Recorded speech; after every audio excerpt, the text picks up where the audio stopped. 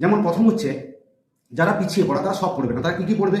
মানে কোনো স্টুডেন্ট, পিছিয়ে পড়া স্টুডেন্ট, সে যদি 50% নাম্বার পায় সেটি তার কাছে তার কাঙ্ক্ষিত লক্ষ্য হিসেবে আমরা ধরে নেব। একদম। সেই হিসেবে এই সাজেশনটি করা হয়েছে। স্যার, আমাদের মাধ্যমিক লাস্ট মিনিট সাজেশন যেটা প্রকাশিত হয়েছে, সেখানে তো আপনি গণিতের সাবজেক্টটা করেছেন, তো সেটা একটু অন্যভাবে আপনি করেছেন যে একজন ক্যান্ডিডেট যেন অন্তত 50 নম্বর পেতে পারে এবং প্রজেক্ট নিয়ে 10 নিয়ে 60+ নম্বর স্কোর করতে পারে।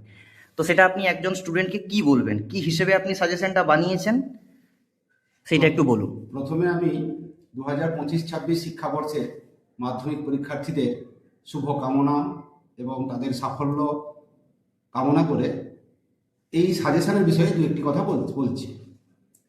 যে যারা এগিয়ে মানে ভালো, তারা সবসময় ভালো রেজাল্ট করবে এবং তাদেরকে সব কিছু পড়ে যেতে হবে, সব কিছু স্টাডি করে যেতে হবে, এটা বাস্তব। একদম। নইলে ভালো রেজাল্ট করা সম্ভব নয়। কিন্তু যারা পিছিয়ে পড়া, তাদের ক্ষেত্রে তারা কি করলে তারা তাদের কাঙ্ক্ষিত লক্ষ্যে পৌঁছতে পারবে, সেই বিষয়ে আমরা এই এক্সাম বাংলা পাবলিকেশনের ম্যাথ, বিশেষ করে আমি ম্যাথমেটিক্সের টিচার, সেই হিসেবে আমাকে এইটার দায়িত্ব দেওয়া হয়েছিল। আমি একটু সেইটা খুলে বলছি।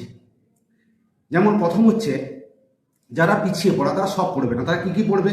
তারা পড়বে, আমি যেটা করেছি, দ্বিঘাত সমীকরণ, অনুপাত, সমানুপাত, করণী, উপপাদ্য, সম্পাদ্য, ত্রিকোণমিতির কিছু পোর্শন আর রাশি বিজ্ঞান।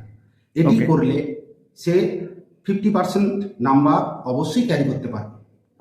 এবং কি টাইপের কোশ্চেন করলে সে তার কাঙ্ক্ষিত লক্ষ্যে, মানে কোনো স্টুডেন্ট, পিছিয়ে পড়া স্টুডেন্ট, সে যদি 50% নাম্বার পায় সেটি তার কাছে তার কাঙ্ক্ষিত লক্ষ্য হিসেবে আমরা ধরে নেব।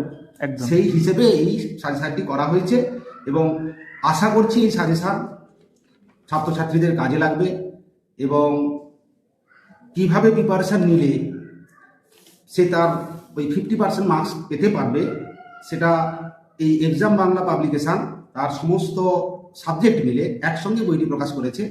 আমি দেখলাম, আমার ভালো লাগলো। যদিও আমি এই কাজের সঙ্গে একটু যুক্ত, তাও চেষ্টা করেছি ছাত্রছাত্রীদের কাজে আসুক, তারা তাদের কাঙ্ক্ষিত লক্ষ্যে পৌঁছতে পারুক। সেই হিসেবে এই সাজেশন পেপারটি এক্সাম বাংলা পাবলিকেশন